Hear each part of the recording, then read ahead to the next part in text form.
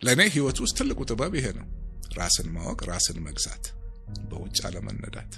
ትልቁ አንዱ የሚጎዳን ነገር በቃ we're social animals, social standing, social perception ያሳብደናል። ስራ ሰራለሁ ብሎ ሰው ማበድ አለበት እንዴ? ስራ ተበላሸ ብሎ ሰው ራሱን ይገላል።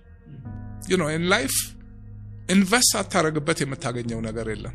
ምግብም ሆነ ስራም ሆነ ውጭ ብቻ አይደለም። እንደውም the more ይሄ የውጭ ነገር I want ምናምን የሚለው ነገር ሳጠፋ በቃ ፕሬሸር ይጠፋል። you get inner peace። ለሁሉም አይሰራም። ወደ ውስጥ ራሱን የቻለ ትልቅ ዓለም አለ። እውነተኛ ማንነታችን እዛ ውስጥ ነው። ሰላማችን፣ ደስታችን እዛ ውስጥ ነው።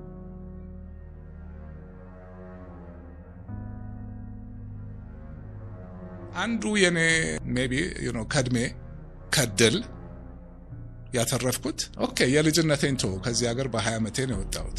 ኦልሞስት የ40 ዓመት የ50 ዓመት ትምህርትና ስራ ልም በቃ በዓለም አለ በተባለ ደረጃ የተለያየ ሀገር ላይ ያ ልምድና ዕውቀት አለኝ።